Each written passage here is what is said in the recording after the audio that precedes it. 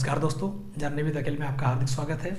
आज हम लोग रियल के चैप्टर 1 रियल नंबर सिस्टम में एक बहुत ही इंपॉर्टेंट टॉपिक फंक्शंस को स्टार्ट करने जा रहे हैं और इसका बिल्कुल हम पोस्टमार्टम कर देंगे। मतलब इसको हम लोग ऐसे आज समझेंगे कि आज के बाद फंक्शन से हमें कोई प्रॉब्लम कहीं पर भी नहीं आएगी। 1 ऑन टू फंक्शंस के 2 3 डेफिनेशंस को देखेंगे और अभी तक अगर फंक्शंस को समझने में आपको दिक्कत हो रही थी या कहीं भी फंक्शंस को लेकर, अगर डेफिनेशंस को लेकर, ऑन टू फंक्शंस को लेकर कहीं भी डाउट हो रहा था तो इस लेक्चर्स के बाद आप फंक्शंस को पूरी तरह से समझ चुके होंगे। ठीक है, उसको लेकर आपको कोई डाउट नहीं होगा।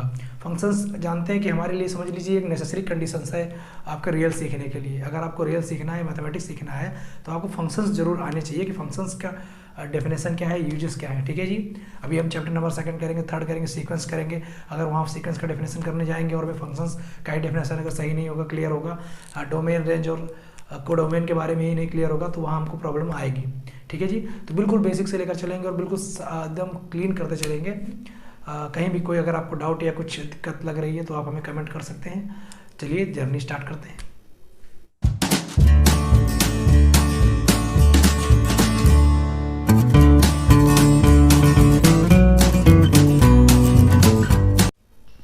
तो 2 डेफिनेशन यहाँ पर हमारी दी गई हैं फंक्शंस की। एक तो स्टैंडर्ड डेफिनेशन जो हमारी बुक्स में हमको मिलती है और एक जो हम डेफिनेशन थोड़ा सा चेंज करके देखेंगे। पहले हम डेफिनेशन समझते हैं आम लैंग्वेज, लोकल लैंग्वेज जिसको बोल सकते हैं।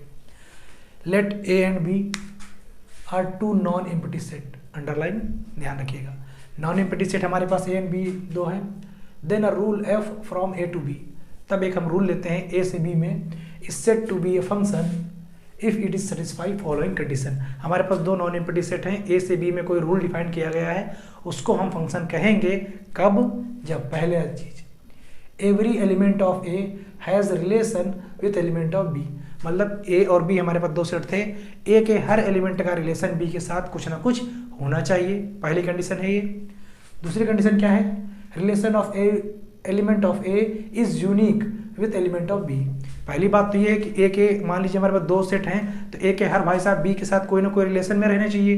पहली बात तो ये हमारी तय हुई। और दूसरी बात ये हुई कि ए का जो बी से रिलेशन है वो भी यूनिक ही होना चाहिए। तब जाकर हम जो हमने रूल बनाया है ए से बी को, इसको हम क्या बोल देंगे कि एक फंक्शन है।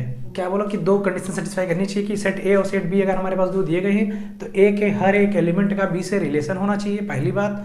और ए के हर एक एलिमेंट का बी के साथ जो रिलेशन है वो यूनिक होना चाहिए। ठीक है, तो जैसे हम अगर बात करते हैं, जैसे हम तो हमने क्या बोला कि ए और बी अगर हमारे पास 2 नॉन एम्प्टी सेट हैं तो एक रूल लेंगे ए से बी में, उसको हम फंक्शन बोलेंगे कब, जब इट सेटिस्फाई फॉलोइंग कंडीशन, वो 2 कंडीशन को सेटिस्फाई कर दे। पहली कंडीशन क्या है कि every element of A has relation with B. A का हर एलिमेंट जो है बी के साथ रिलेशन रखता हो, ए में कोई भी एलिमेंट ऐसा रह नहीं जाना चाहिए जिसका बी से कोई रिलेशन ना हो, मतलब उसके हर एलिमेंट को यूज किया गया हो।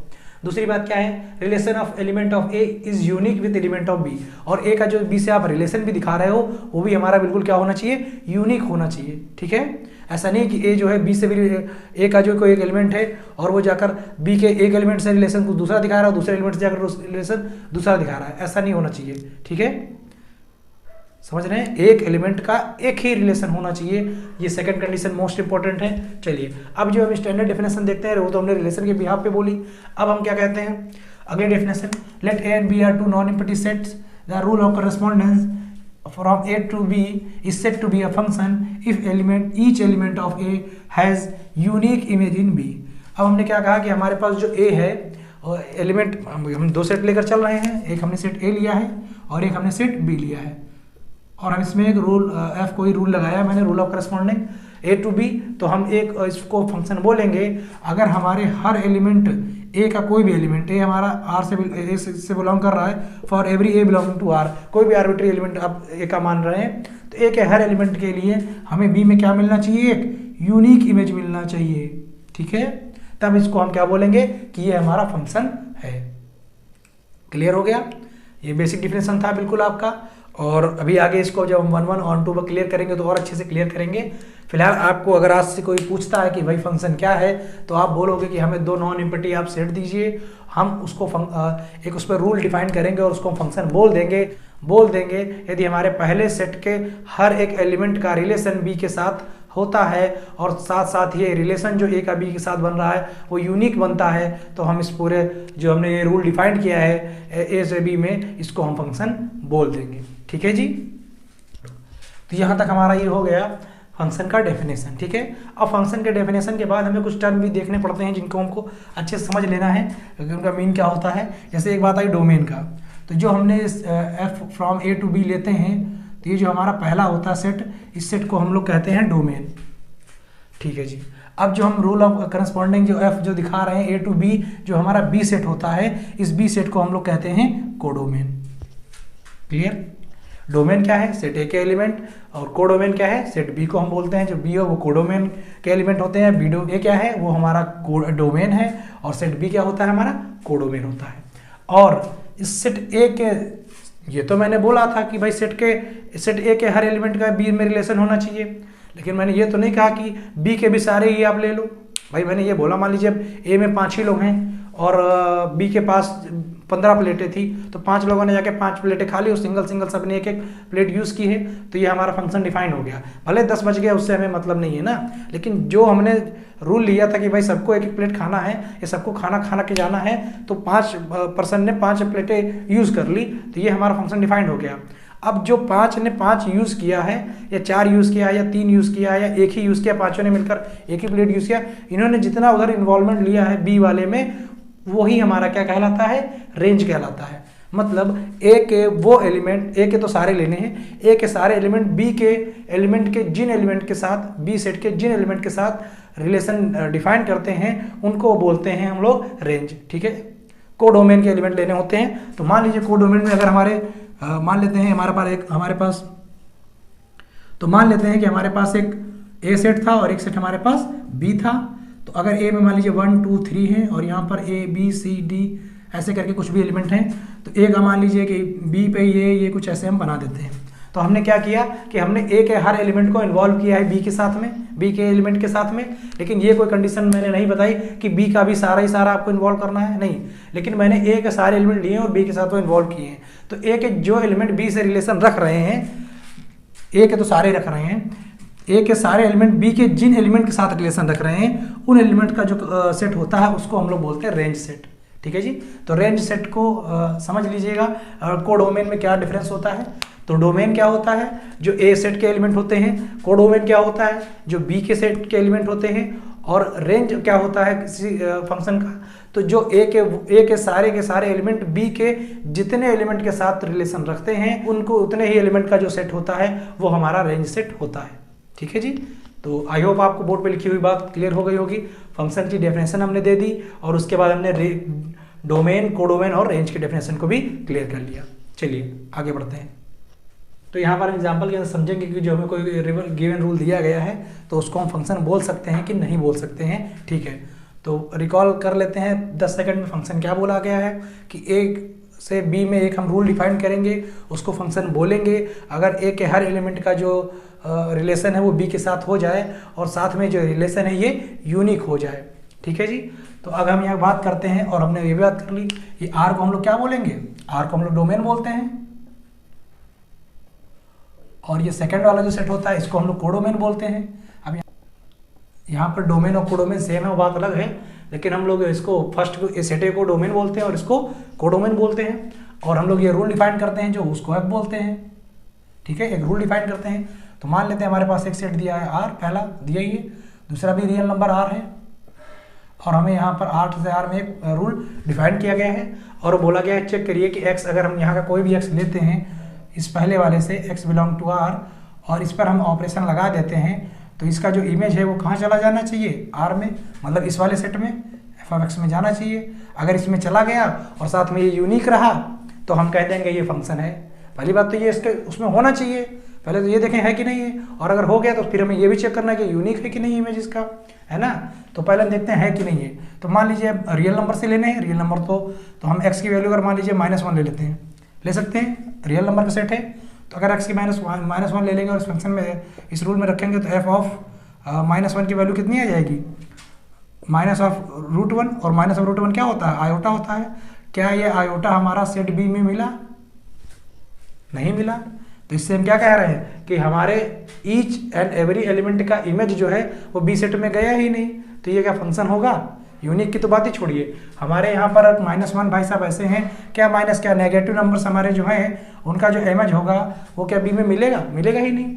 तो इससे हम जो नेगेटिव इंटीजर्स इनका या जो नेगेटिव नंबर्स हैं इनकी जो इमेज है वो बी में मिल ही नहीं रही, तो हम क्या बोल देंगे? फंक्शन नहीं है। फंक्शन के लिए दो कंडीशंस फिर से देखिए, इस एग्जाम्पल में नहीं होने की वजह से हमने इसलिए लिया कि आपको ये क्लियर हो जाए कि फंक्शन क्या नहीं हो सकता। तो भाई दो कंडीशंस थी कि पहली चीज़ तो इमेज होनी चाहिए, अब यहाँ पर इमेज नहीं बिलोंग कर रही है और यहाँ के एलिमेंट की जब बी में इमेज नहीं मिलेगी तो उसको हम फंक्शन नहीं कहेंगे। अब दूसरे एग्जाम्पल समझते हैं।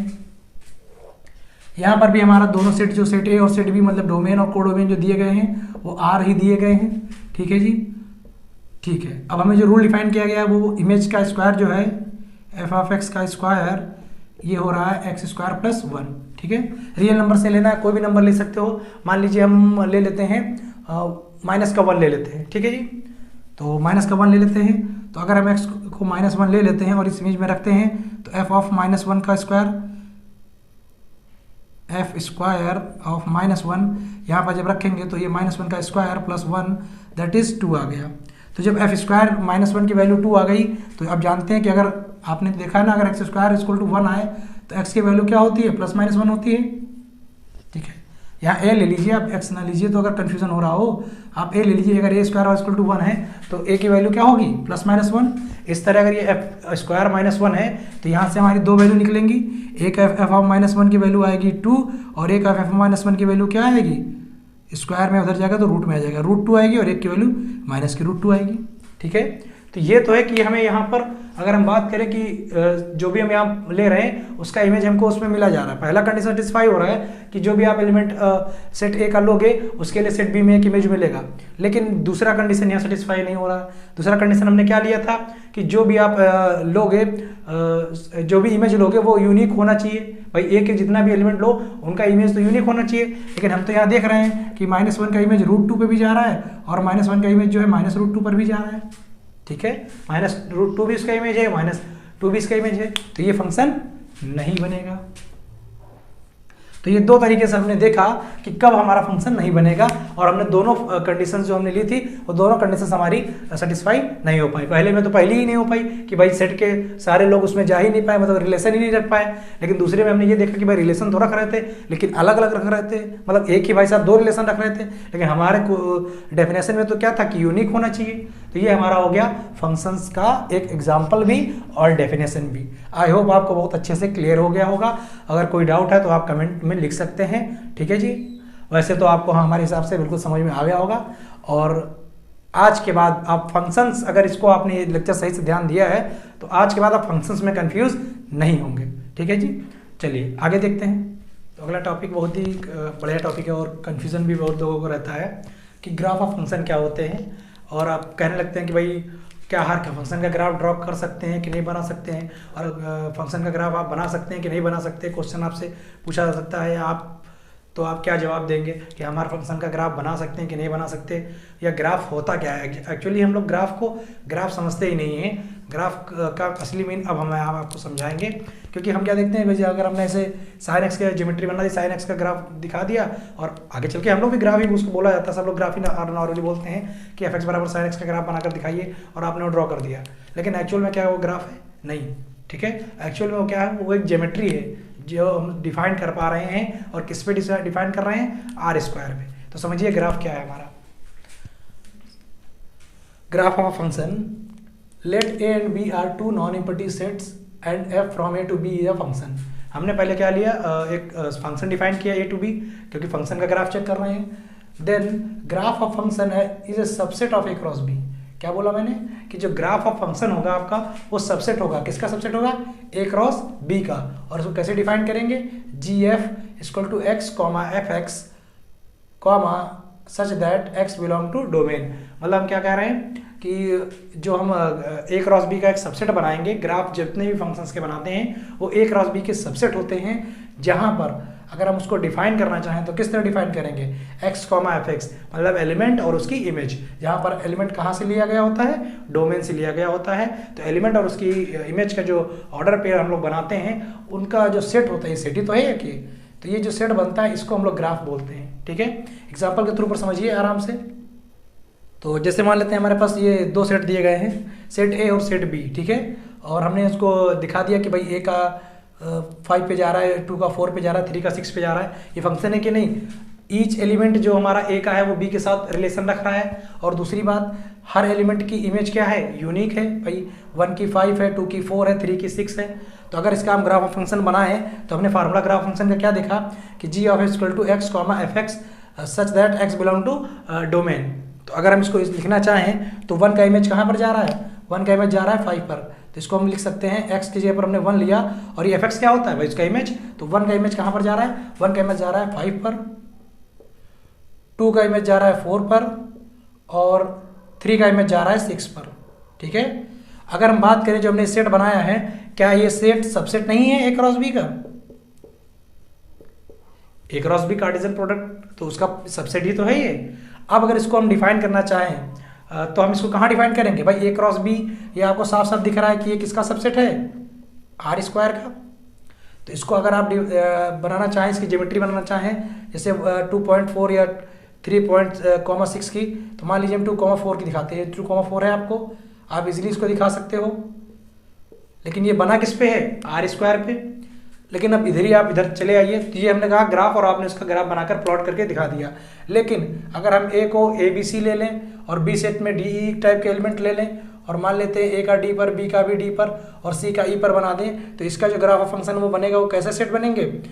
अगर हम ए को लेते हैं तो ए के साथ डी है, बी के साथ भी डी है, और सी के साथ है क्या है, ई है। ये जो हमारा सेट बना है, क्या आप इसको, ये भी सबसेट है ए क्रॉस बी का, लेकिन इस समय क्या आप इसको दिखा सकते हो, किसी प्लेन पर दिखा सकते हो, इसको आप नहीं डिफाइन कर सकते, क्योंकि आपको पता ही नहीं ए बी सी क्या है, सिंबल्स हैं ये, इनको तो आपने नंबर्स थे, आपने आर स्क्वायर पे दिखा दिया, ठीक है।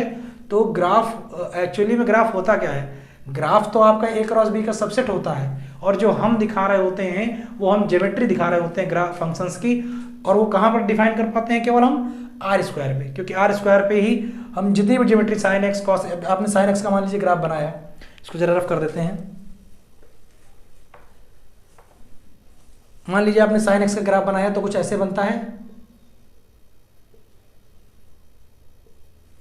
तो आप ये किस में दिखा रहे हो, आर स्क्वायर पे। मान लीजिए इस पॉइंट की बात करें तो ये पॉइंट आपका एक्स हो गया, और ये वाला पॉइंट कितना हो गया, वाई, वाई अपने यहाँ पर क्या है एफ एक्स, और एफ एक्स को हम लोग क्या लेंगे भाई, अगर हम वाई इक्वल टू हमारा जो ग्राफ है, तो यहाँ ये क्या है एफ एक्स, और एफ एक्स यहाँ पर क्या है साइन एक्स, तो एक्स इंटू साइन एक्स, ये हमारा क्या है, इसका हमने ज्योमेट्री दिखा दी, इसकी ज्योमेट्री हमने दिखा दी, क्यों कि इसमें दिखा दिया, ठीक है। तो अब आपको क्लियर रहेगा कि ग्राफ और ज्योमेट्री में क्या डिफरेंस है, और ग्राफ क्या होता है किसी फंक्शंस का, ठीक है।